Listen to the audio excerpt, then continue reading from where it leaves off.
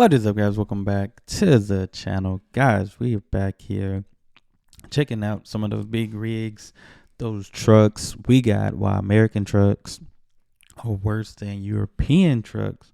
Now, I've done some differences, and I do love the European trucks. I got to see some other cool trucks. I checked out a video. A guy was at, I think, a truck show in Finland. Man, some of them trucks were amazing. They even got the electric ones, and some hybrids. So those are cool, man. But we getting into seeing why these American trucks are worse. Let's check it out. What would happen if a flat-nosed European truck and a long-nosed American truck got into a head-on collision? Ooh, well, the truth is that both would likely be crushed by their trailers, but that aside, the American truck driver would likely fare better due to the extra crumple zone, which is why fatal accidents involving heavy trucks are 6 to 8 times higher in America than they are in Europe. Wait, how does that work? The truth is that while American trucks are probably safer for the driver, by most metrics, European big rigs are more advanced, a claim backed up by many big rig drivers that have tested both, who themselves often claim that European trucks are 15 years ahead of anything in America. Oh, wow. Technology that we absolutely love to integrate. We've also seen some technology that we weren't such a fan of, a lot of regulations in Europe, but overall, these guys, they are 10, 15 years ahead of us in many Wow. ways. Today I'm going to explain, a couple of years, but a whole 10 to 15 years ahead. That's a huge difference. That's a very big difference. Not just what makes them better. Hello, people of the internet. I'm Nico, a guy who wants to get every single license that's available today, from pilot's license, helicopter, to commercial driving license. And in this video, I want to explain why European semi-trucks are better than American semi-trucks. Okay.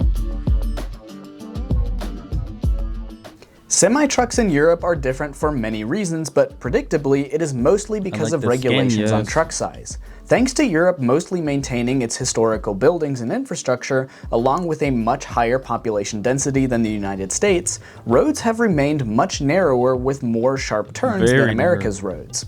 This challenging environment spawned a number of innovations, including... I just thought about something. When I was in Sweden and Denmark, I didn't really see too many trucks. If any. I don't know if I saw any. I didn't even think about that. Rear wheel steering. Maybe I Not wasn't steering by for the major rear wheels highways. of the truck, no, steering for the wheels of the trailers. Now, despite America's wide roads, because so many cities are comprised of grids, the sheer number of sharp 90-degree turns should already justify rear wheel steering for trucks in America, but I have yet to see it.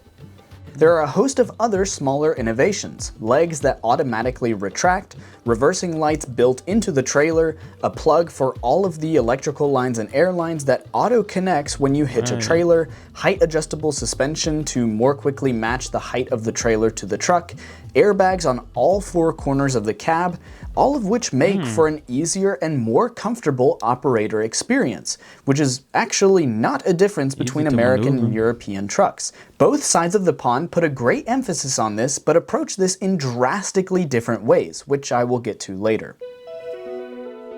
The most notable difference between American and European trucks is, of course, the nose, or rather the lack thereof. Because of the aforementioned smaller roads, European nations opted to introduce an overall length limit for truck and trailer of about 62 feet. America used to have a similar regulation, which is why flat-nosed trucks were the standard semi-truck back in the 70s. And I can't even remember because I don't even think I remember seeing a flat-nosed truck, because there are still some older trucks out there that may be on the road, and of course, you have somebody that's taking care of their trucks and stuff like that, but that regulation has since been lifted, opening the floodgates for monstrosities such as this. Whoa. While the European mind cannot even conceive of the idea that this is road legal or even good for trucking, the reason this exists is because of the key difference between trucking in America versus Europe.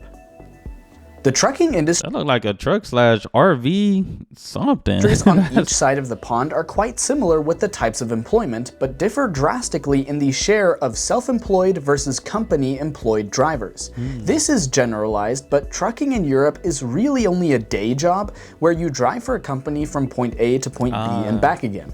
While there are trucking companies that may send a driver from point A to point B to point C and so on, there are more regular runs that are simply repeated to keep a supply of goods moving. And while America has a large number of these commercial drivers, there is a huge proportion of drivers that are owner-operated. Yeah, that's what I was about to say, because I've seen some of Europe, but I didn't know how many were owner-operated in Europe, because I think the few that I did see, they did drive for a company. I know a few people that, they just invested. Right now, I know one of my someone that's close to me that has just started their own company as well for trucking, and you hire people, or got a CDL yourself, you can drive, make those deliveries. But I don't know too many commercial drivers, at least in my family, friends type of in my circle like that. But like I feel like I see a lot more commercial owned, or not commercial owned, but I see a lot more owners, self-owned drivers out there these days. Some people just invest in a truck by themselves and know how to dispatch it themselves, and they might just do that for themselves rather than creating a whole company and having drivers and stuff. So it's a lot of different ways I've seen it here in the States, So rather than having a regular delivery run, the owner-operated trucks often work individual jobs, delivering goods from one city to another, then picking up another load and driving to the next city, where another load is then delivered to the next city, often culminating in weeks or even months on the road. And that is crazy, because I know people that do at least 3 weeks in a row, at least gone 3 weeks, and they try to take a week off and they back at it. That's a lot of driving. That's a lot.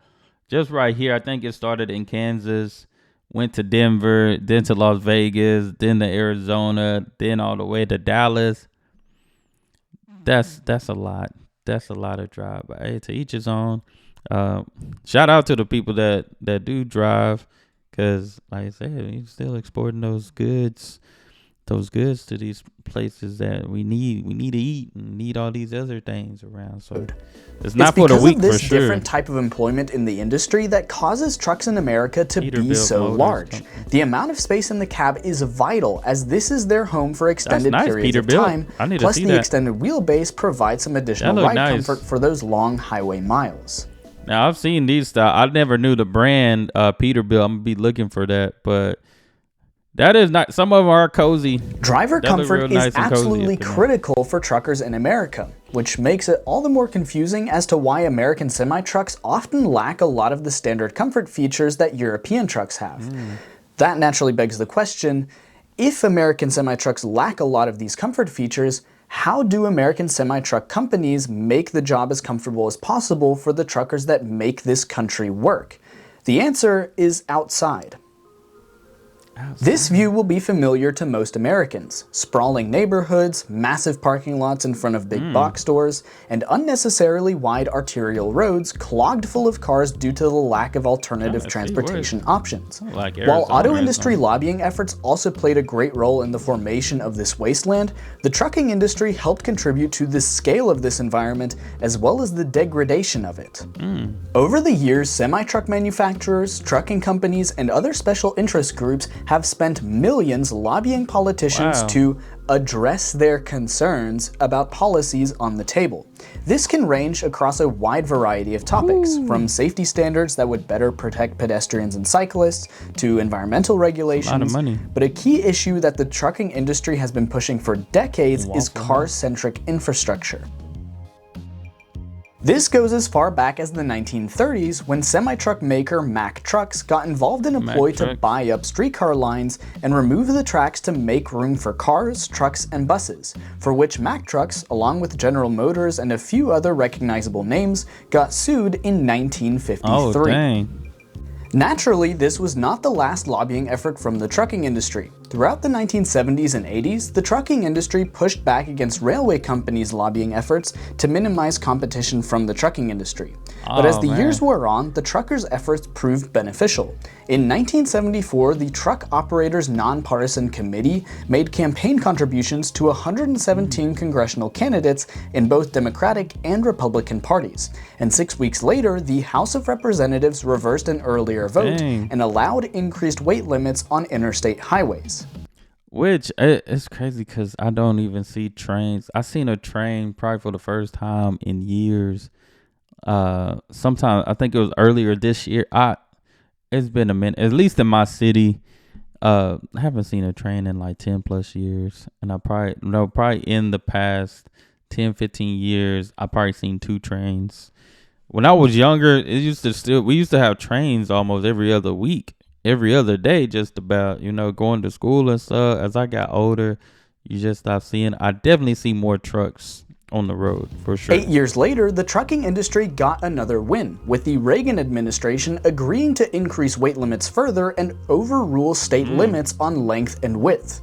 This, of course, led to roads being made wider, curbs getting pushed back at intersections to make turning easier, all of which naturally came at the cost of pedestrians and we got like 4 or 5 lane roads out here. And the quality of life for everyone who can, but especially those who cannot drive a car. These weight limit increases also cause the roads to degrade more quickly, in extreme cases even causing these dips in the asphalt. It should be noted, though, that the lobbying efforts from the trucking industry are at least in some way justified. I've seen some of the narrow turns and insane maneuvers that European truckers have to pull off to deliver goods, and the lobbying efforts here do their job to make life for truckers easier.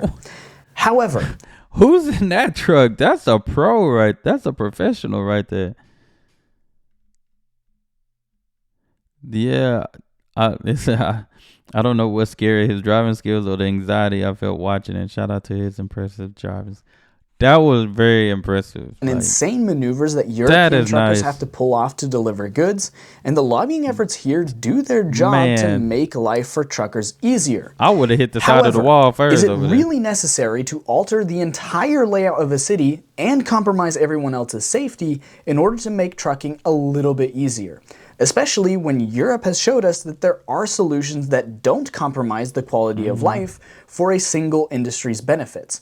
I leave that up to you to decide, but I don't see why I should live in this environment when the trucking industry could just add Europe's innovations to their own trucks, which would make the lives of truckers easier while not compromising everyone else's quality of life.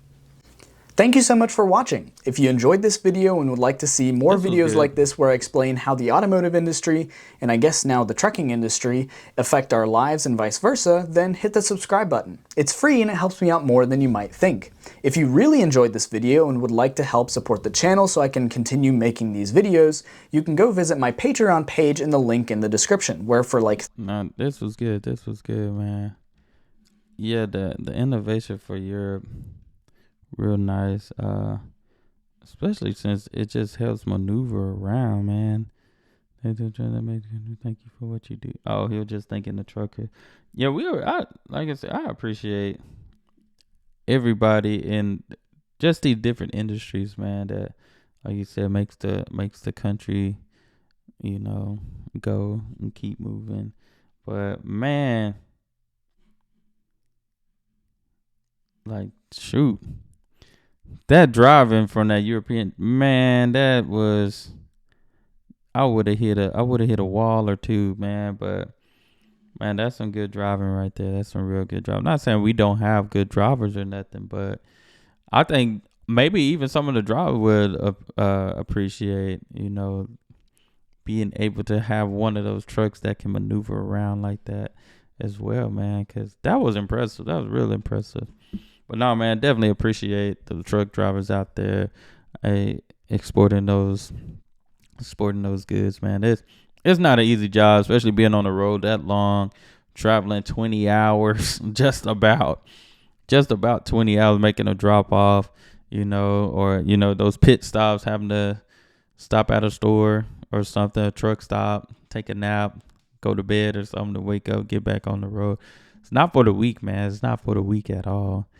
We got a lot of stores that has truck stops and stuff, man, and trucks there every day. It's like 20 plus trucks always there, man. But I enjoy this. Y'all make sure y'all check out Nico Motor for more. I enjoyed this. Link will be in the description. That's all I have. Y'all be blessed, be the best, and be you. I'm out.